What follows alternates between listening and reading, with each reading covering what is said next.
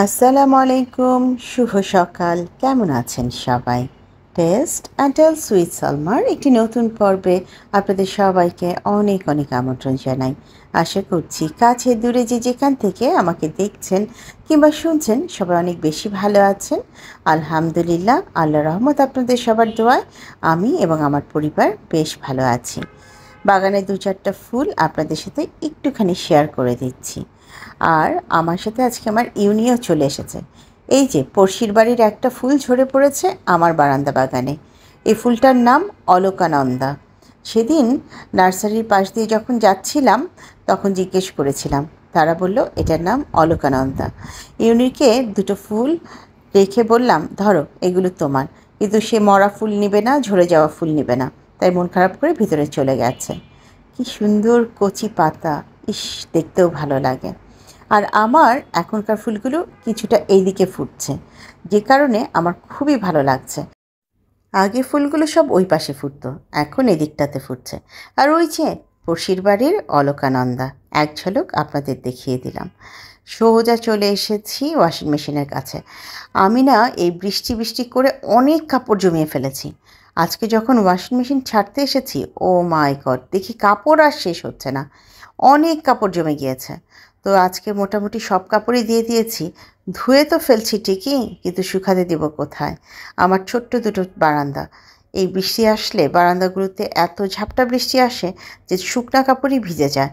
আর এই ভেজা কাপড় আমি কোথায় শুকাতে দেব, সে চিন্তা করছিলাম আর কাপড় ধোয়া স্টার্ট করেছি। আল্লাহ ভরসা, দেখা যাক। যদি একটু ভালো রোদ থাকে, আগবেলাটায় একটু বাতাস থাকে, তাহলে হয়তো বা তাড়াতাড়ি শুকিয়েও যাবে। আসলে আজকাল তো বৃষ্টির কোনো গ্যারান্টি নেই। এই দেখা যাচ্ছে বৃষ্টি হচ্ছে, আবার এই রোদ উঠে গেল, আবার একটু পরে বৃষ্টি। মাঝে মাঝে তো রোদ বৃষ্টির খেলা দেখে মনে হয় খ্যাক শিয়ালের বিয়ের ধুম পড়ে গেছে। কোনো দাওয়াতই পাচ্ছি না, কিন্তু শিয়াল মহাশয়রা মনের আনন্দে বিয়ে করে যাচ্ছে। যাক সে গল্প। আমি চলে আসলাম সিঙ্কে। আমি গত পর্বে খুব আহ্লাদ করে বলেছিলাম আমার দুটো খালাই আসছে, আলহামদুলিল্লাহ। তখনই আমাকে আমার সেই আমেরিকান বোন বলেছিল, অত বলো না, মুখ লেগে যাবে। সত্যি মুখ লেগে গেছে, দুদিন ধরে খালা আসছে না। কাজেই আমাকেই এই সাইডগুলোর কাজ সেরে নিতে হচ্ছে। ঘর মোছার খালাটা আসছে, কিন্তু রান্নার জোগাড় দেওয়ার যে খালা, তিনি আসছেন না। তো তার ভরসায় না থেকে আমার এই সকালে ব্রেকফাস্টের পর যতগুলো ধুইয়ের কাজ আছে, যতগুলো থালা বাসন জমে গেছে, সবগুলোকেই এখন চেষ্টা করছি তাড়াতাড়ি ধুয়ে পরিষ্কার করে, সিঙ্ক পরিষ্কার করে রান্নার কাজে হাত দেব। আর গৃহিণীদের জন্য কিচেন এমন একটা জায়গা যেখানে একবার যদি কোনো কারণে ব্যস্ত হয়ে যাওয়া হয়, তখন কাজের পর কাজ শুরু হয়ে যায়। শুধু যে রান্নাবান্না তা না, এই তাক পরিষ্কার করো, এই বয়ামটা একটু পরিষ্কার করো, ওই কোণাটা একটু ঘষাঘষি করো, কাজ থেকেই যায়। আর সারাটাক্ষণ একটা দুটো করে হাঁড়ি পাতিল, বাটি চামচ বের হতেই থাকে। এটা আমার যে একার তা না, সব গৃহিণীদেরই মোটামুটি একই রকমেরই দৃশ্য। এদিকে সিঙ্কের কাজ করতে এসে মনে হচ্ছে যে বেশ কিছুদিন হলো কিচেনটা ডিপ ক্লিন করা হচ্ছে না। তো একটা সময় বের করে অবশ্যই খুব শিগগিরই কিচেনটা ডিপ ক্লিন করব। আসলে সংসারে এত সাইডে এত রকমের কাজ থাকে যে একদিকের কাজ একটু ভালোভাবে করতে গেলে অন্য দিকের কাজে হাতই দেওয়া যায় না। আর এখন কেন জানি মনে হচ্ছে সময়ের সাথে তাল মিলিয়ে এগোতে পারছি না। দিনটা একটু একটু করে ছোট হচ্ছে, আর আমার তো আমার মতন দৌড়াদৌড়ি করতেই হয়। এই অবস্থায় যতটুকু পারছি কাজ করে এগোনোর চেষ্টা করছি। কিচেনের মাজা খসাগুলোকে সব শেষ করে আমি ফ্রিজ থেকে মাছ মাংস যা রান্না করব বের করে ডিফ্রস্ট করতে দিয়ে এসেছি। ভাবলাম এদিকে আগে ঘরগুলো গুছিয়ে নিই, বা ড্রয়িং ডাইনিংটা সুন্দর করে গুছিয়ে নিয়ে তারপর আবার রান্নাঘরে যাব। অফ ক্যামেরায় আমার রুম, মেয়েদের রুম, এগুলো সব গোছানো হয়ে গেছে। এখন ভাবলাম তাহলে এই অংশগুলো যখন পরিষ্কার করছি, গোছাচ্ছি, এখানকার কিছুটা ঠিক না হয় রেখে দিয়ে আপনাদের সাথে শেয়ার করব। তাই এই ক্যাবিনেটটা অনেক দিন পর এরকম সব কিছু সরিয়ে পরিষ্কার করছি। হয় কি, একটা সাইডের কাজ করলে আরেকটা সাইডের কাজে একটু কমই আসা হয়। এদিকে ঘর গোছাতে গোছাতে আমি গত পর্বের আপুদের কিছু কমেন্ট আপনাদেরকে পড়ে শোনাবো এবং সেই সাথে কিছু প্রশ্নেরও উত্তর দেব। যেমন গত পর্বে আমি কমেন্ট সংক্রান্ত কিছু আলোচনা করেছি যে অনেকেই বড় কমেন্ট করেন, আবার আমি অনেকের কাছে এক রকমেরই কমেন্ট করি। তো এইগুলো নিয়ে আমাকে একটা কমেন্ট করেছেন কুকিং ভ্লগ বাই নাহার থেকে নাহার আপু। আপুর কমেন্টটা খানিকটা এরকম ছিল, বড় কমেন্টে রিচ কমে যায়, এটা জানেন আপু? আরও কারো ভিডিওতে রচনা না লিখে জাস্ট আপনি যে শুধু ভিডিওটা দেখছেন এটুকু বোঝাবেন, এতে করে কেউ যদি খুশি হয় তো হোক, না হলে না হোক। সবচাইতে বেটার ইংলিশে কমেন্ট করা। আপু এই বিষয়টা আমি এতটা জানতাম না যে খুব বড় কমেন্ট রিচ কমে যায়। তবে এই জিনিসটা আমি খেয়াল করেছি, অনেক বড় করে কমেন্ট করলে সেগুলো থাকে না, ইউটিউবের হয়তো সেটা পছন্দ হয় না, সেগুলো খুঁজে পাওয়া যায় না। আমাকে অনেকেই বলে যে আমি তোমার ভিডিও সংক্রান্ত বড় করে কমেন্ট করেছি কিন্তু সেই কমেন্টটা দেখতে পাচ্ছি না। তো আজকে যারা আমার কথাটা শুনছেন, আপনাদের সবার কাছে একটা ছোট অনুরোধ থাকছে যে খুব বেশি বড় করে কমেন্ট করবার প্রয়োজন নেই। আসুন ছোট কমেন্ট করি, ভিডিও সংক্রান্ত একটা দুটো লাইন বলি এবং বাকিটা ইনশাল্লাহ বলে ছেড়ে দিলেই চলবে। আমি তো কখনোই কাউকে সন্দেহ করি না, কিংবা এই ধরনের মেন্টালিটিও আমার নেই যে কে কয় মিনিট আমার ভিডিও দেখলো সেটার পিছনে পড়ে থাকবো। আল্লাহ আমার নসিবে যা রেখেছে, যতটুকু রেখেছে ততটুকুই আসবে, আমি চাইলেও আসবে, না চাইলেও আসবে, এবং সেটাকে মেনে নিয়েই আমি সব কিছু করি। এবার আসছি কমেন্ট সংক্রান্ত আরও একটা বিষয়ে, সেটা হচ্ছে যে স্প্যাম কমেন্ট, একই কমেন্ট বারবার করলে স্প্যাম কমেন্ট হয়ে যায়। হ্যাঁ, আমি একই রকম কমেন্ট বারবার করি, এটা সত্যি কথা, কিন্তু আমি কিন্তু চেষ্টা করি ভিডিও সংক্রান্ত একটা লাইন দুটো লাইন রাখতে। একেবারেই যখন আমার হাতে সময় থাকে না কিংবা সুযোগ থাকে না, তখন হয়তো আমি গদবাঁধা কমেন্টটা করে দিই, কিন্তু আমিও চেষ্টা করি ভিডিও সংক্রান্ত একটা দুটো কমেন্ট কমেন্ট সেকশনে রেখে দিতে। কমেন্ট করাটা আসলে জরুরি। আমি গত পর্বেও বলেছি, এই পর্বেও বলছি যে কমেন্টে আপনার এবং আমার মধ্যে একটা কমিউনিকেশনের সৃষ্টি হয় এবং সেটা আমাদের দুজনের জন্যই খুব ভালো। আপনাকে আমি চিনতে পারছি, আমাকে আপনি চিনতে পারছেন। সেটা সাধারণ দর্শক থেকে শুরু করে ইউটিউবার প্রত্যেকের বেলায় একই কথা প্রযোজ্য। ওদিকে বড় ক্যাবিনেটটা মোটামুটি গোছগাছ করে এই পাশে সুর একটা গোছাতে চলে এসেছি। এটার উপরে যে যা যা ছিল সব কিছু আগে প্রথমে সরিয়ে ফেললাম, তারপরে এই সুন্দর ব্রাশটা দিয়ে একদম ঝেড়ে মুছে সব ধুলা তাড়িয়ে দিচ্ছি। এই ব্রাশটা সবার প্রথম কিন্তু ইউজ করা শুরু করেছে আমাদের হেলেন আপু, কিন্তু যে কোনো কারণেই হোক ভাইরাল হয়ে গেছে সালমা আপুর মাধ্যমে। এখন সবাই বলে এই ব্রাশটা লাগবে। গতকাল তো তানু মানু ব্লগের তানুর হাতেও দেখলাম এই ব্রাশ সে কিনেছে এবং মনের আনন্দে সব ধুলাবালি পরিষ্কার করছে। আসলে এই যে আমরা একজন আরেকজনের কাছ থেকে ঘর সংসারের জিনিসপত্র কেনার আইডিয়া পাচ্ছি, সাজানোর আইডিয়া পাচ্ছি, কিংবা কোনো প্রোডাক্ট আসলে সেটা সম্পর্কে রিভিউ নিচ্ছি, তারপর সেটার উপরে ভিত্তি করে একটা প্রোডাক্ট কিনতে যাচ্ছি, এই জিনিসগুলো কিন্তু আমি খুবই পজিটিভলি নিই। অনেকেই মনে করেন যে এগুলোকে কপি করা কিংবা এগুলো ঠিক না, আমার কন্টেন্ট কপি হয়ে যাচ্ছে। এইসব ক্ষেত্রে আমার কাছে ব্যাপারটা খানিকটা অন্যরকম। আমার মনে হয় আমি এই ভিডিওগুলো তৈরি করছি, এটার পিছনে একটা পারপাস আছে। সেই পারপাসটা হচ্ছে যে আমার ভিডিও থেকে কেউ ইন্সপায়ার্ড হয়ে ভালো কিছু জানুক, শিখুক, দেখুক। আমি যেন তাকে কিছু পজিটিভিটি দিতে পারি, আমার মাধ্যমে যেন সে কিছু ইনফরমেশন পেতে পারে, সেই চিন্তাভাবনা থেকেই আমি একটা ভিডিও ক্রিয়েট করি এবং আমি অন্যদের ভিডিওটাও ঠিক একই অ্যাঙ্গেলেই দেখি। তো এখান থেকে যদি আমরা কোনো আইডিয়া নিয়ে সেটা আমাদের নিজেদের কাজে লাগাই, সেটাকে আসলে কপি করা না বলে বরং আমরা বলতে পারি যে আমরা আমাদের আইডিয়া শেয়ার করছি। যার যার বিষয়, কে কীভাবে দেখছেন কিংবা নিচ্ছেন। গল্প করতে করতে কিন্তু এদিকের কাজগুলো মোটামুটি শেষ। আজকে আমার দুটো প্রোডাক্ট দিয়ে আমি আমার ড্রয়িংয়ের সেন্টার টেবিলটা সাজাবো। ভাবলাম আপনাদের সাথে গল্প করি আর এই কাজ করি। হাতে দেখছেন এখনও ফোন আছে, মানে আমি কোনো একটা ভিডিওতে কমেন্ট করছি এবং কাজ করছি। আমার জীবনটা পুরো ফোনের মধ্যেই আটকে গেছে। আমার মেয়েরা ঠিকই বলে যে তোমার জীবনটা ফোনে আটকে গেছে। এই প্রোডাক্টটা আমার পেজে আছে। এই প্রোডাক্টটা মাল্টিপারপাস কাজে আপনি ব্যবহার করতে পারেন। এটাকে চাইলে আপনি হ্যাঙ্গিং করতে পারেন, মিরর হিসাবে এটাকে চাইলে এরকমভাবে সাজাতে পারেন।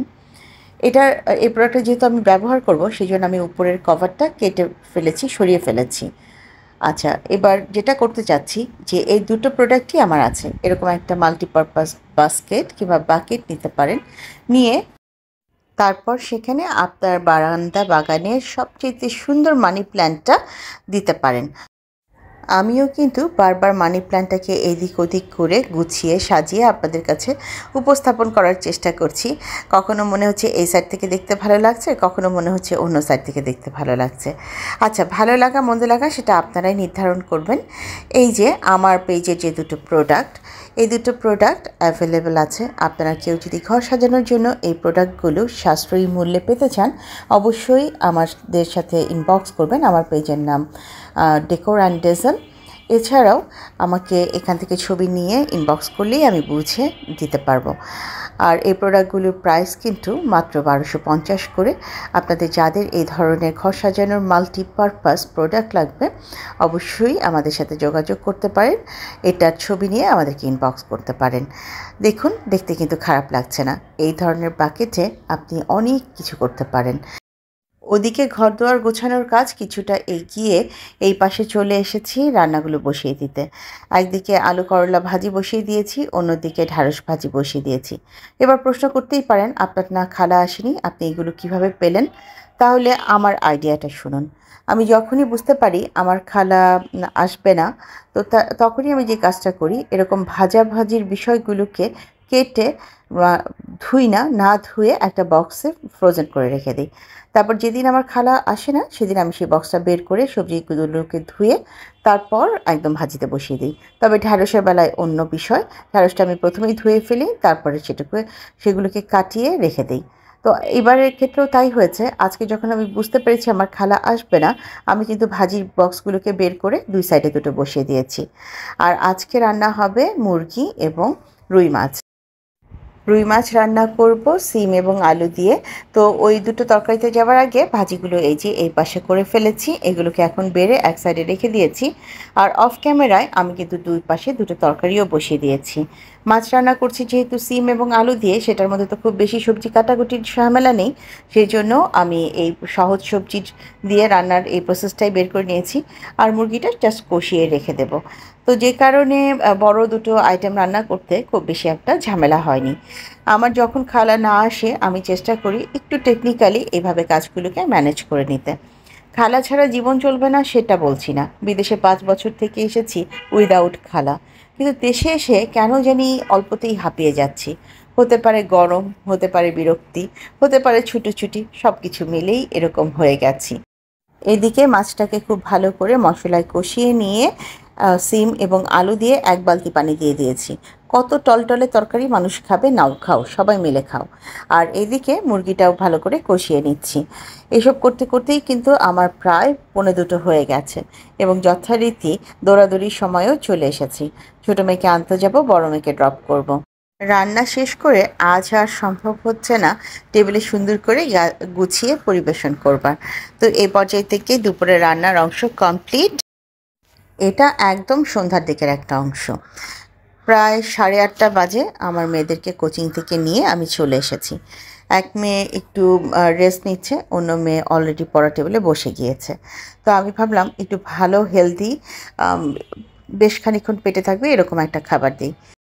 এটাই ওরা ডিনার হিসেবে খেয়ে ফেলবে।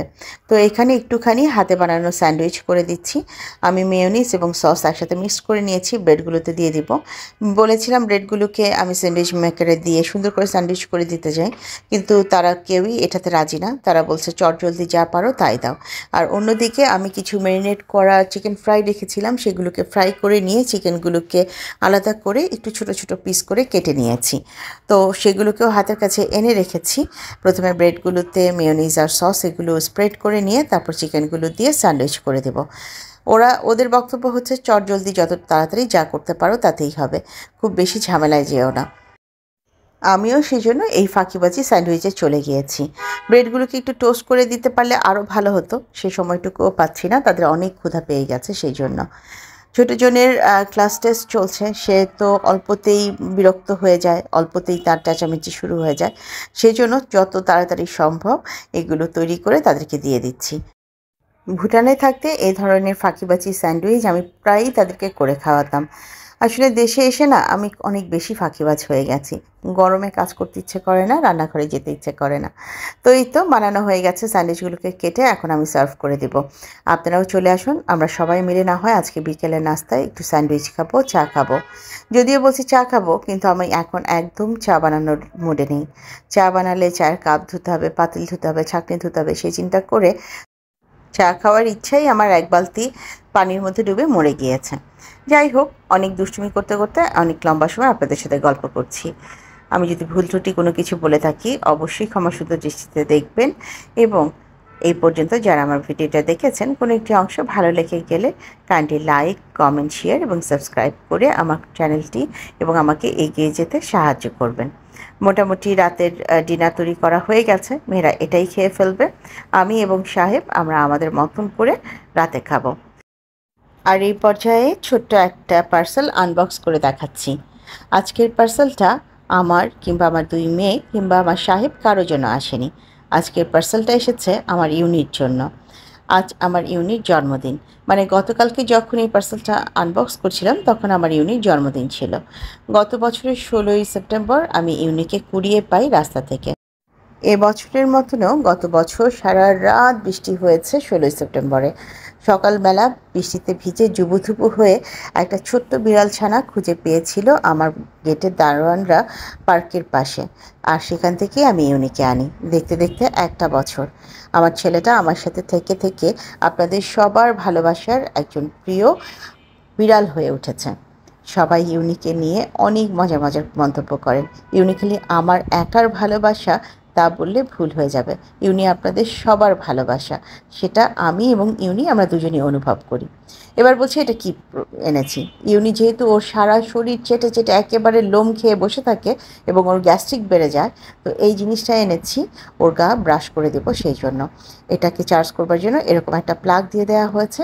আর এটার ভিতরে অল্প একটু পানি এবং একটু ইউনির শ্যাম্পু দিয়ে তারপরে এই যে এই জায়গাটায় যদি প্রেস করেন দেখেন ধোঁয়া বের হচ্ছে। এটা দিয়ে ধীরে ধীরে ইউনিকে যদি আমরা এভাবে আঁচড়ে দিই তাহলে ওর গায়ে আর চুলকানি থাকবে না এবং মেডিসিন যেহেতু দেওয়া আছে ওর শরীরটাও ভালো থাকবে, লোমগুলোও খুব মোলায়েম থাকবে। তো এই জিনিসটা পেয়ে আমরা অনেক খুশি হলেও ইউনি খুব বেশি একটা খুশি হতে পারছে না, সেখানে একটা ভয় পেয়েছে। আর তাকে নিয়েই আমরা আজ এই পর্যায় থেকে আপনাদের কাছ থেকে বিদায় নিচ্ছি। সবাই আমার ইউনির জন্য অনেক বেশি দোয়া করবেন। আপনাদের সাথে দেখা হবে আরও একটি নতুন পর্বে। সে পর্যন্ত সবাই ভালো থাকবেন। আজ এখানেই বিদায় নিচ্ছি। আল্লাহ হাফেজ এবং আসসালামু আলাইকুম।